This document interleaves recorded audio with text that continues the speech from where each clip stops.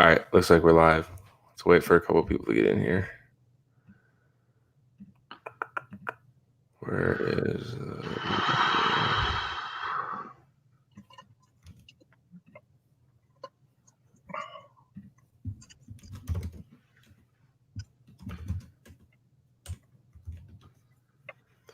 All right, I think we're good. Let's see. What's up, Joe? What's up, guys? Yo.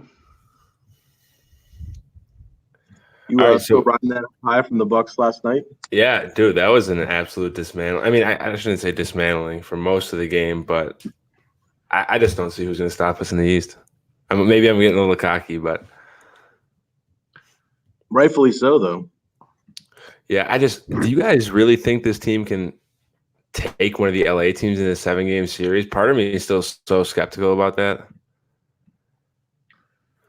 I mean, are they going to add a piece? I'm wondering if they add That's a like good point. another like role player or something. I mean, I think they're waiting to see if like Whiteside gets traded or someone else picks up something before they do something. But if they add another like nice piece, like a wing or a big man or something, like they definitely could. Yeah, that's true. I want a ring real bad. So I guess we can get into it. Obviously I'm Joe Metz. We got Thunder Dan and Brandon, the strong man over here. How you guys doing? Yeah, good. How's it going, guys? How you guys doing today? Good. I'm just pumped to have a day off and dive into DFS for once. Oh, hell yeah. Odd slate. I feel like it's kind of small for a Friday. It is. It's kind of a nice slate, though. I feel like there's not a ton of injury implications. Kristaps already got ruled out. Who on the Spurs got out? Did Rudy Gay get ruled out too? I think. Yeah.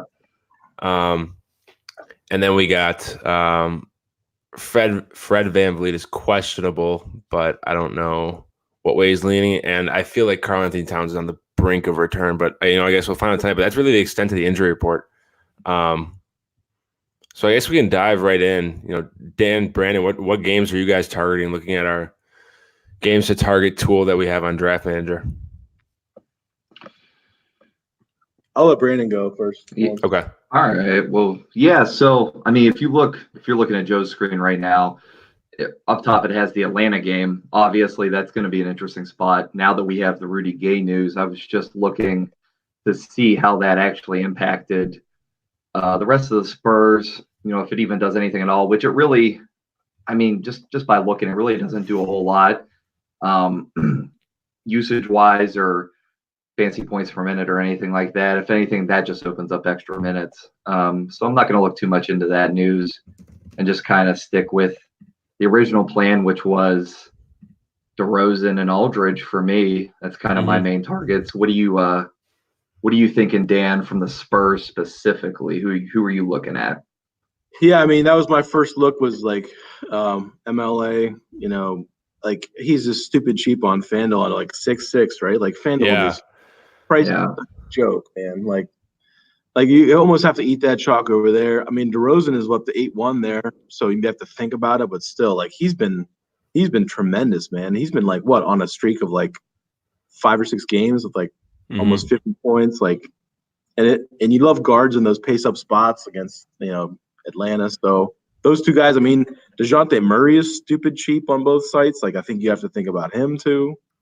But and like you could always play like a Spurs bench guy, like a Patty Mills or something, just in case he gets hot off the bench. Like, but I mean, you definitely want some Spurs exposure. I think. I mean, Atlanta's the worst defensive rating in the league. We usually see guards crush. They turn the ball over like crazy. Like Trae Young has a ton of turnovers. So I mean, you have to get some exposure there. I don't know, Joe. What do you think? Yeah, I think LaMarcus Aldridge, the price is just so off on FanDuel. Right. I honestly think he's pretty cheap on DraftKings too. I think he's 7,100. 7-1, yeah. He's a core play for me today. I just don't see any way Atlanta stops him. I do need to check if Alex Len is playing, but Aldridge lines up more at the center this year than he does the power forward. So that should help him avoid the athleticism of John Collins. But I'm all in on most of the Spurs. I'm curious to see what the absence of Rudy Gay does. I'm checking Court IQ right now. we'll see an uptick in minutes for DeRozan, but I'm wondering if one of these other fringe guys like Trey Lyles or maybe Pirtle, like one of these other like value punts. Yeah. Not that they soak up Gay's minutes, but like that they're so cheap, that you might maybe go with one of those guys too, or Mills or whoever. Yeah, I think you're right. I mean, looking at court IQ, no one sees a usage bump more than 2%.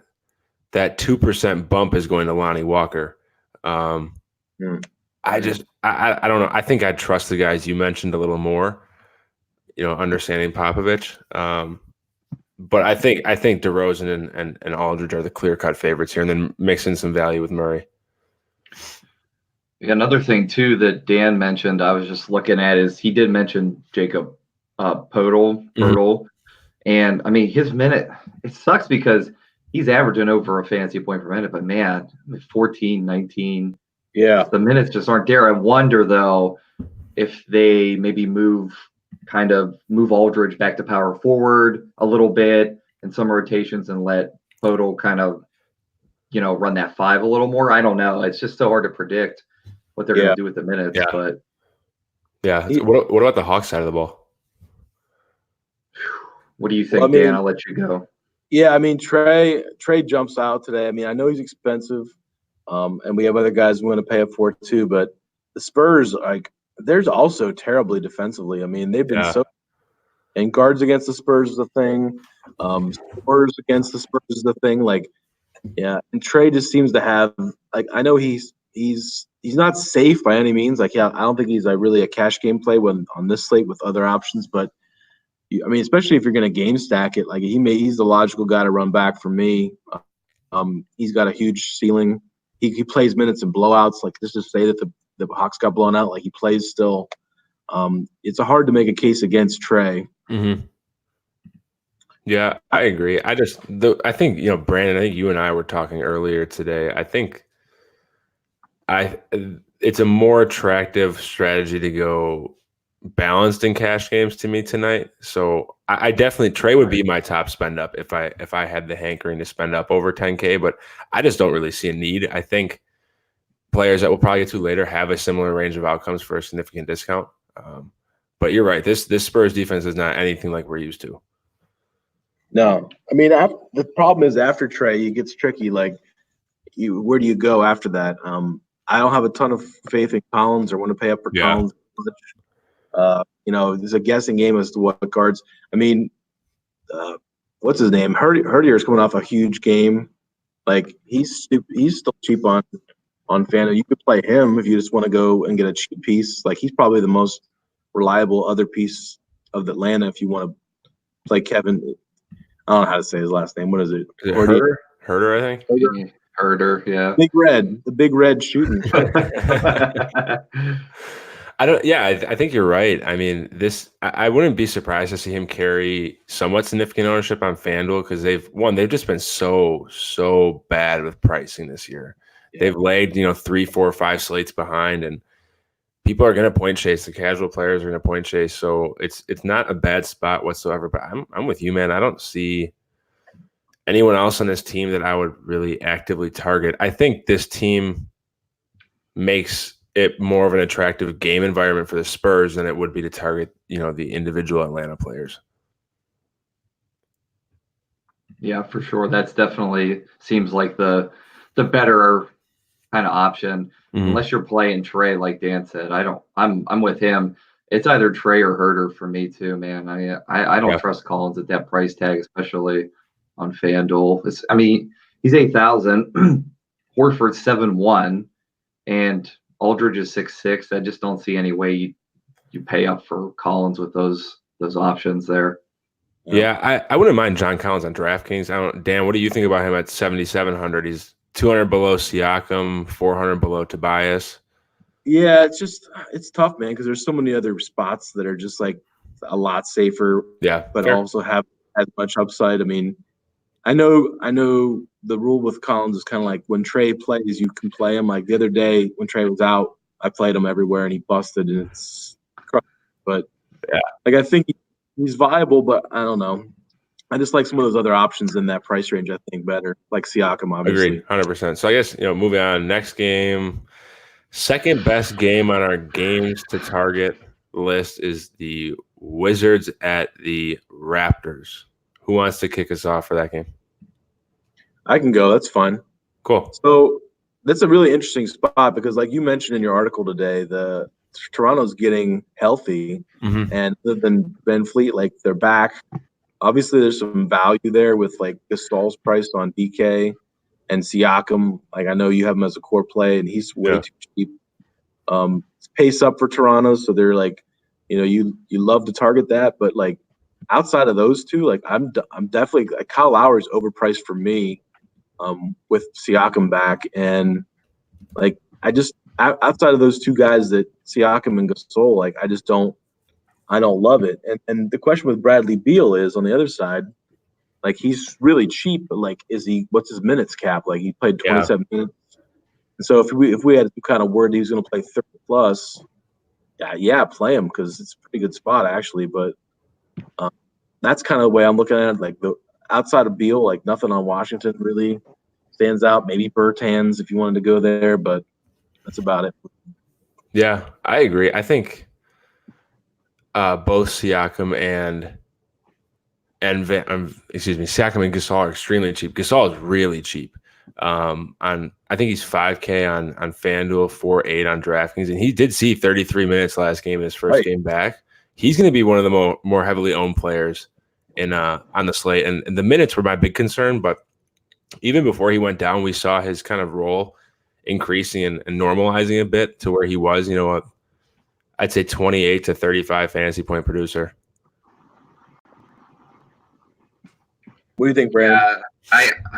I'm really with Joe on the Marcus Gasol call there. That's on FanDuel. That seems really cheap. I think he's going to be a big target for me today. The ownership's coming in pretty low on him. We'll see if it kind of balances out or whatever whenever we get closer to lock. Kyle Lowry's a little too expensive on there as well. 8.4 for Lowry with a healthy Raptor team. I don't think I can do it. That's the thing. His touches. I think even when the team's healthy, he's like top 5 in the NBA in touches per game. But that's only going to go down with the team healthy. Ibaka's way too expensive with the front court back now. Yeah, I feel like OG has been a massive bust in my opinion this year. I thought he was going to have a much more expanded and effective role, and especially when all these guys went down, he hasn't really done anything. No, I think outside of the two we mentioned, I'm really, for the first time, not really actively targeting a ton against Washington today.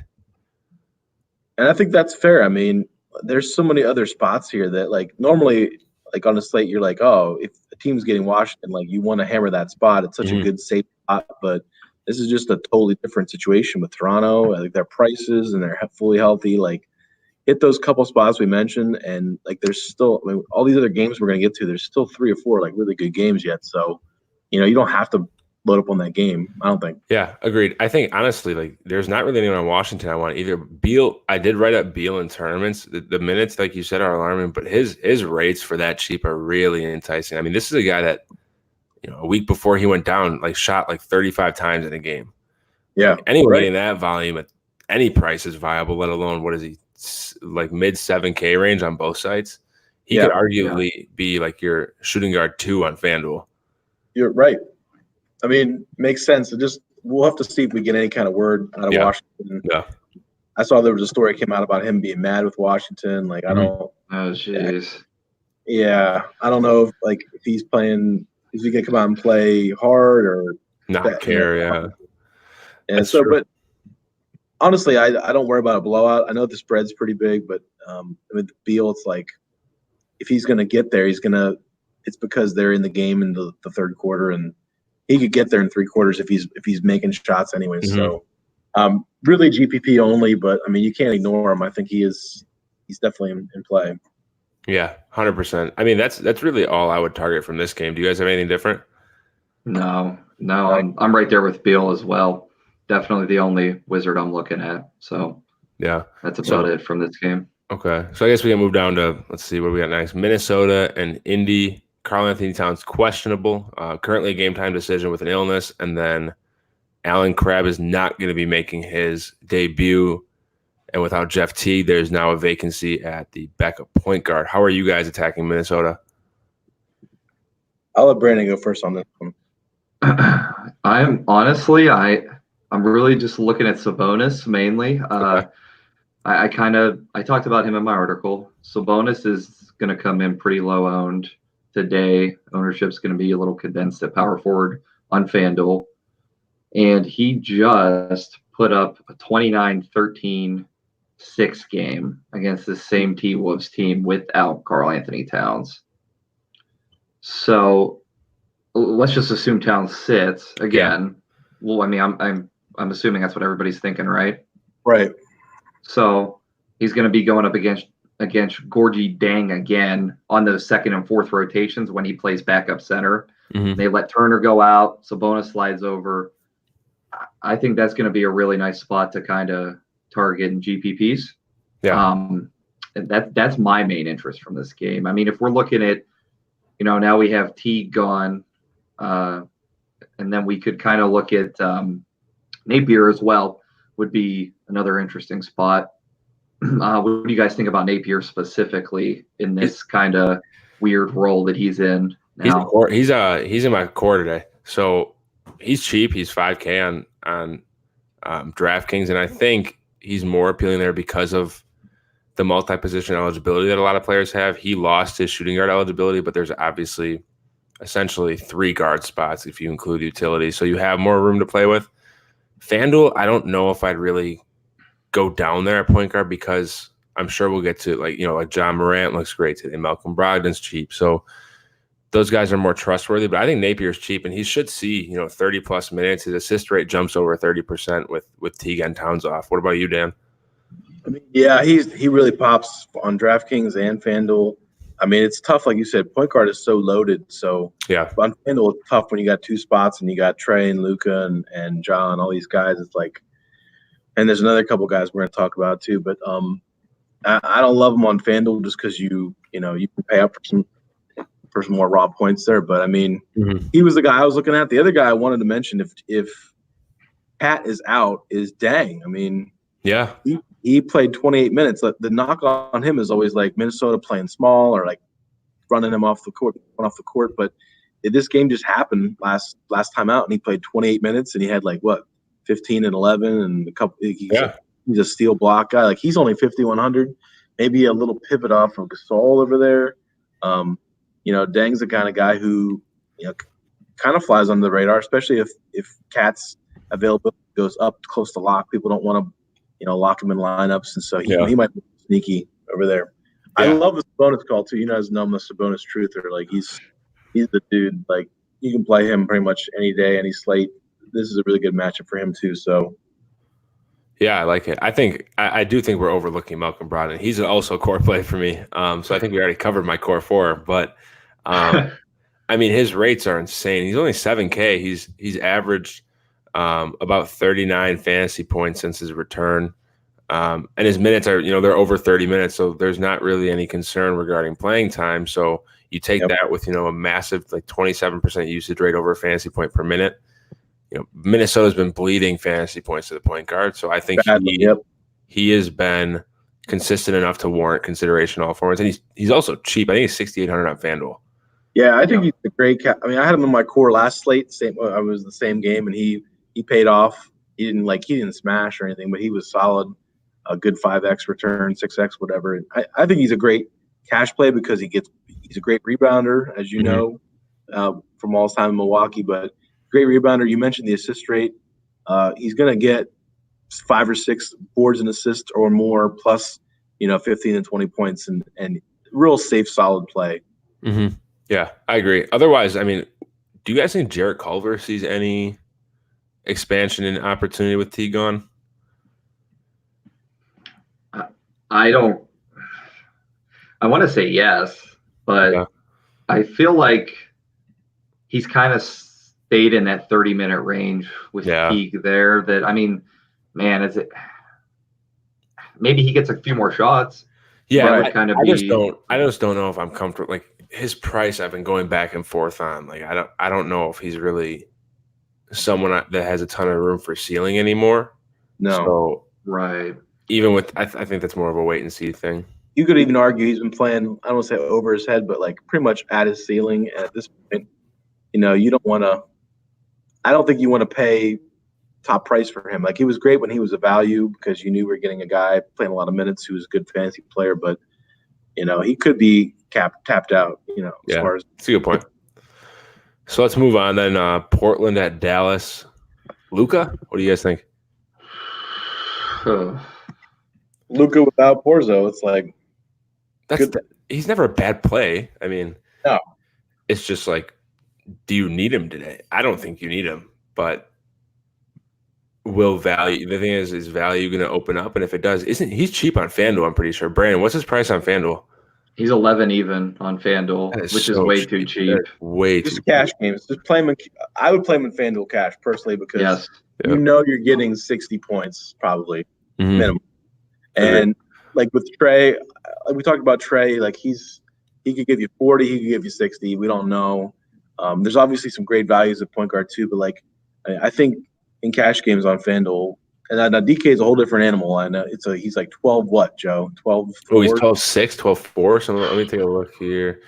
He is 12-4. That's a lot. And there's not a lot of value on DK today. Correct. So I don't think you need him on DK. I know you and I are more wired to DK, but I play a lot on FanDuel still, and I would not fade him on FanDuel at that price just because, like, dude, it's Portland. Like we've seen Portland just smash. Like their defense is hard. Like this game is like a 230 total or 229 or something. Their defense is so bad. So bad. And I mean, we have a question. It looks like Courtney popped a question up about Maxi Kleber and Dwight Powell. I was just about to hit home, like especially forwards and centers destroy Portland. So I absolutely love Dwight Powell in tournaments. I don't think there's a need to go there in cash games. Same with Kleber. I think Kleber's a little less reliable, but I think Dwight Powell is one of the sneakiest plays on the slate. And Kleber as like a stretch four guy who can hit threes and stuff is like in a great spot too. I think they really struggle against those. They do stretch four types. I mean, it's mellow defense, so that really is all you need to know. You get a half-hearted hand as he runs by. Like, do we like Tim Hardaway at all, or I think I don't even. Let's not even know. We have to say yes, or else they cancel the stream. That's a good point. Austin come in and cancel the stream. Otherwise, Dallas is really, to me, it's Luka and Dwight Powell and Kleber a little bit, but I actually do have a little bit of interest in Portland too. I think Lillard at 8.5 on DraftKings seems cheap. I don't know what his price is on FanDuel, but I think given his consistency, it doesn't really matter who he's playing. He's a touch cheap, and McCollum's been playing out of his mind the last couple of games as well. Yeah. What about Whiteside? I mean, I think it helps him that Porzingis is out because Porzingis is a rather elite rim protector. I personally, I wrote up Whiteside against Charlotte, and of all games for him to bust, like I did not expect it to come against the Hornets. No. But he's got massive upside. He's almost, I think he might be $1,000 cheaper on DraftKings than FanDuel too. Yeah, his price is crazy on FanDuel, Brand, right? Isn't it something 9 something? 94. 9.4. Yeah, I mean that's high end tonight. So it's the same situation. I would say if you get your exposure, you get it on DraftKings, especially because you can do centers. You can play them with the Gasol or with the Deng or something. But Whiteside. I mean, you just never know. He could have a 7-block game and then like just break the slate. Yeah, that's a very good point. He's one of the only players with that upside on the slate. So, anyone else on Dallas? I think you guys pretty much covered everything. Go. Sorry, Brandon. Oh no, I was saying I think you guys pretty much covered everything pretty well. I would just say with Dwight Powell against Whiteside, I mean the way that Whiteside is playing, I don't know if I'm gonna really look at that, but Maxi Kleber is pretty interesting. I would say it's that stretch four. I do lean Kleber too. I would just say this: with stacking that game, it's hard to stack that game because of the prices. Like you may have to pick up 1v1 or a 2v1 kind of situation because you can't get. Realistically, you probably can't get 4 pieces of that game and without going down and losing with the lack of value that we have. So I would be careful with overstacking that spot. Yeah, I think that's a really, really good point. Who do we got next? Miami and Oklahoma City. And it's right before we hopped on here, I think we mentioned Steven Adams and Nerlens Noel are questionable. So if those two are out, that would leave Oklahoma City with a pretty thin front court. And I would love Bam. Yeah, I mean, it's hard to argue with that. What about if Adams is out, do you think Noel is a lock even against Bam?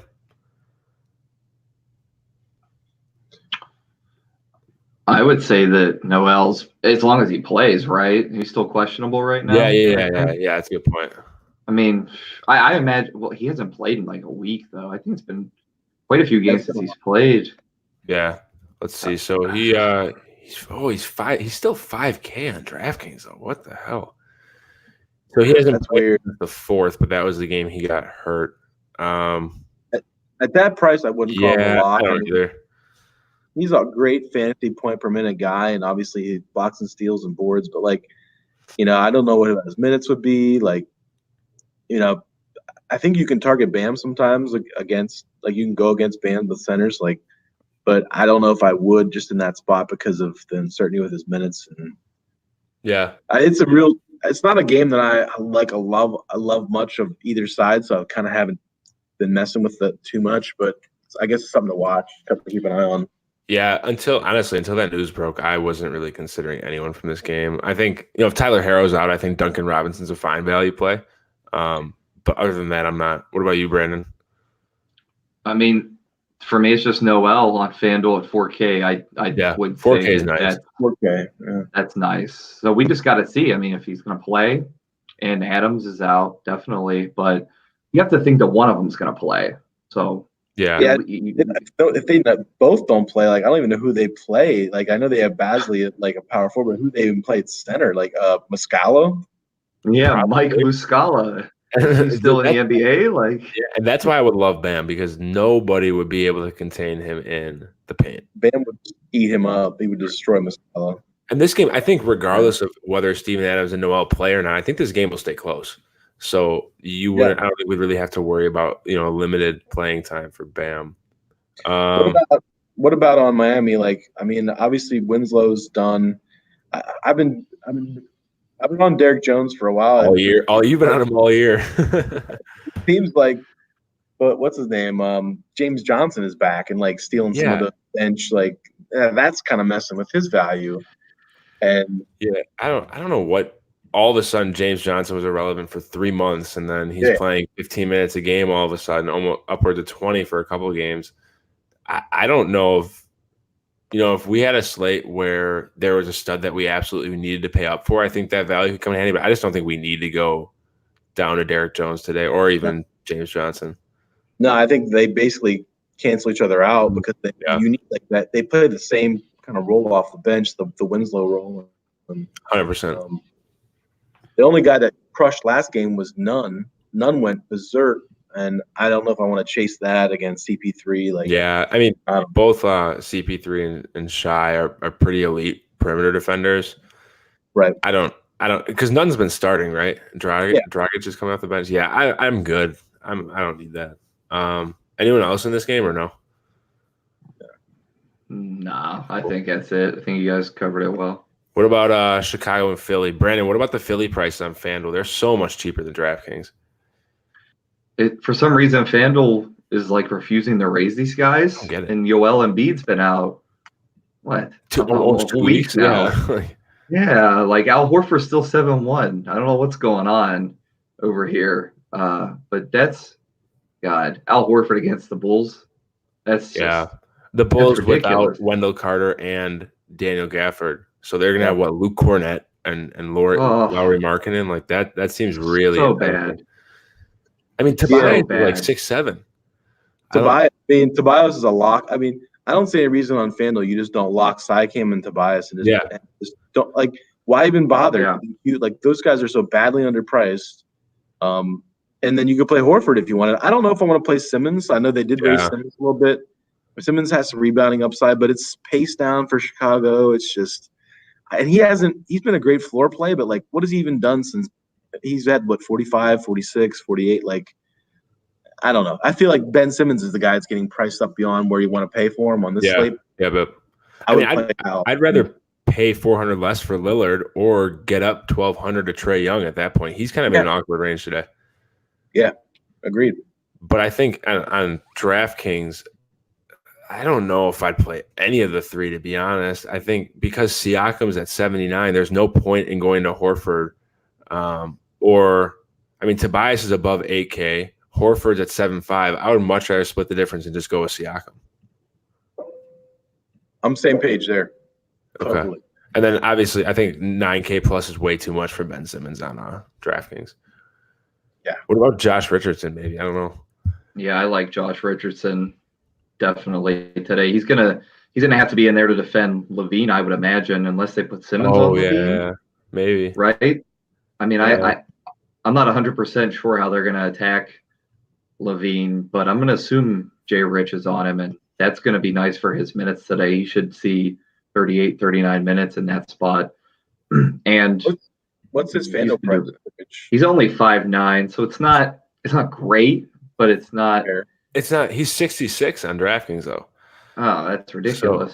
So, I feel like DraftKings is being too aggressive, and FanDuel is just they're like behind the wheel. Like DraftKings last couple slates has been like ridiculous. You can't even get a couple good plays in, and then FanDuel, like last night we saw 450 plus. Like the pricing was a joke. Why can't they just be some happy medium somewhere? You know? People were min cashing with 400 in NBA. I've never seen that in my life.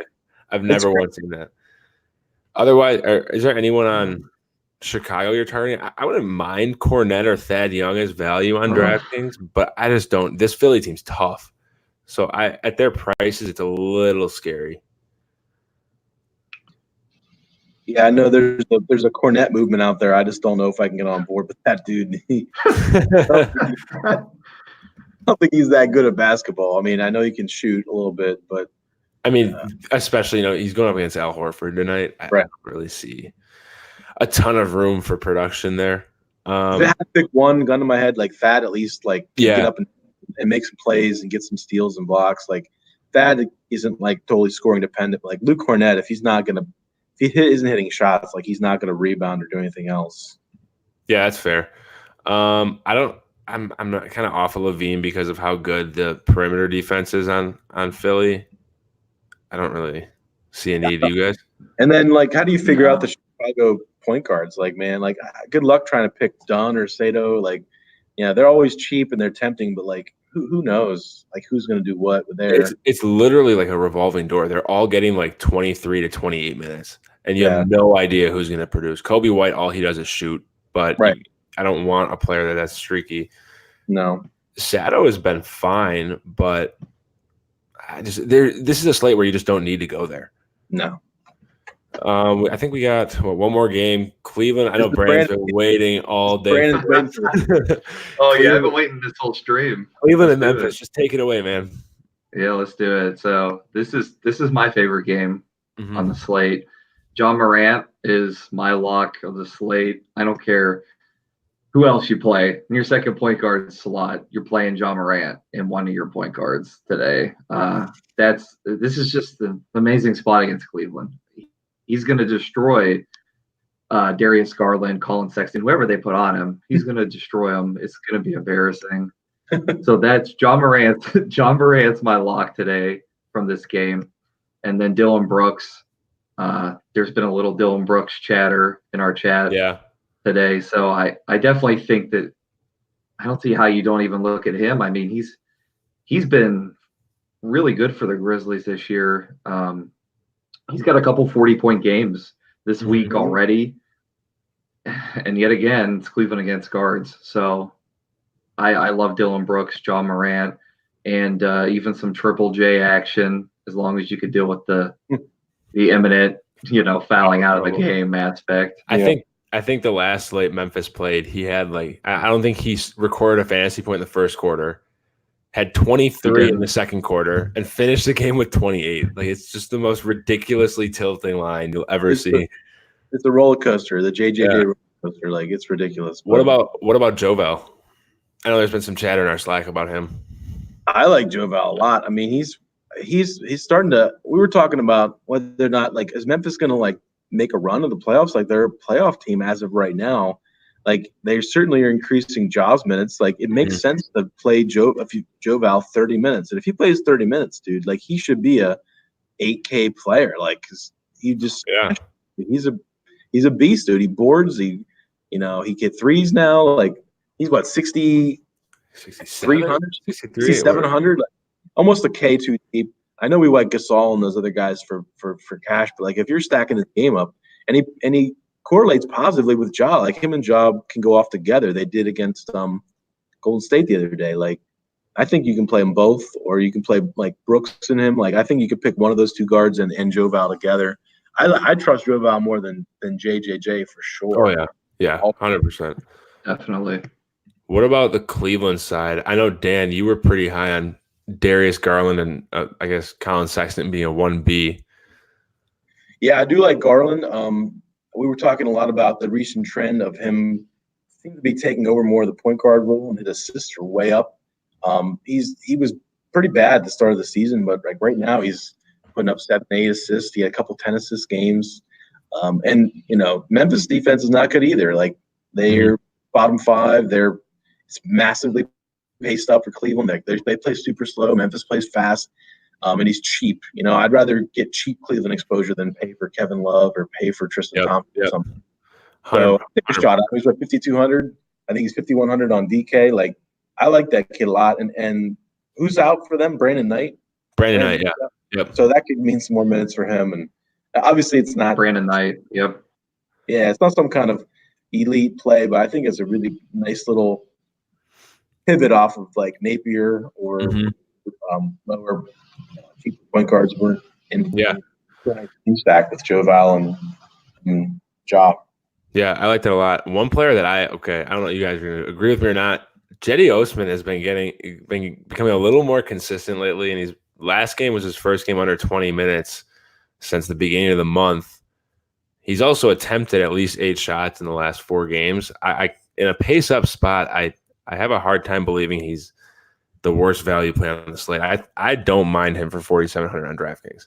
I'm not going to like actively target him by any means, but if you're filling out your roster and you love it, and then your last spot you have 4,700, I would absolutely throw Cedi Osman in there.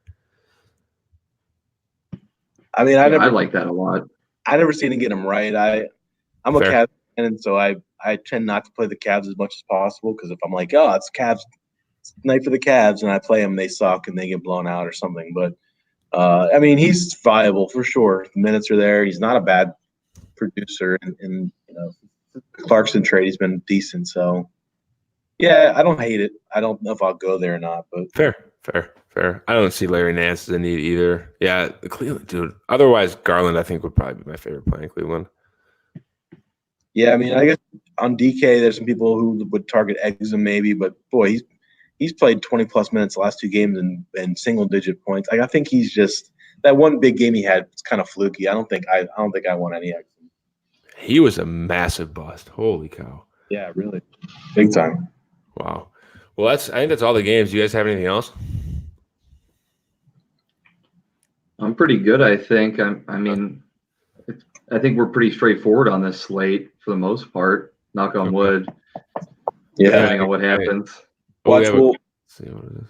As the lowest rated game on the games. Yes. Yeah, 100%. I think. Yes. I think we had a game like this the other day where Dan, you said it was pretty fluky. Like, I wouldn't use the games target as an end-all, be-all because this game is 100% targetable. It's a massive pace-up spot, 2 horrible defenses. Yeah, totally. I don't know. I would 100%. Maybe it was Houston, Memphis, or it was one. It was another. No, it was. You're right. It was Houston, Memphis. Yeah.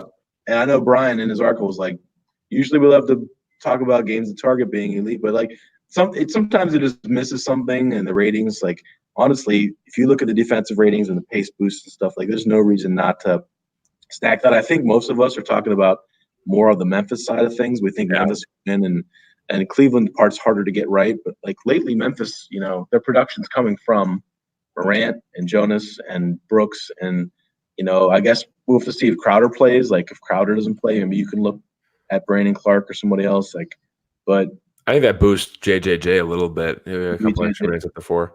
Okay. Yeah, that's all. That's all I got. If you guys are good, I think we're good. Yeah, I just want to thank everybody for watching, and make sure to check out the site. We didn't really talk about that at the beginning, but check manager, check out our friends at RotoCurve.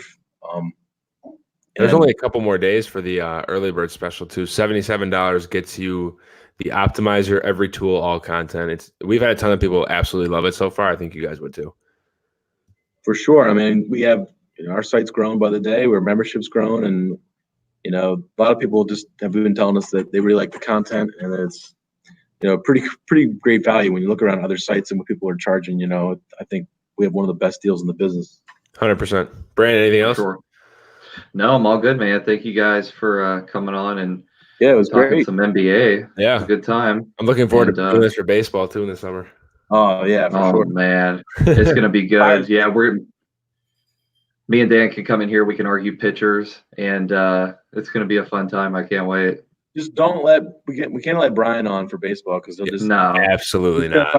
John Lester and Dodgers, and it's like John Lester, Jacob deGrom, and Dodgers. That's all he's going to talk about. That's all he's got. He's not much else in the arsenal. So, well, Tim Hardaway Jr. throwing on the first pitch of the game might be the extent of anything else he's got. Well, hey, thanks for tuning in, guys. I guess if we have another one, we'll shoot it out. We'll try and do this again. All right, guys. Yep. Take it easy.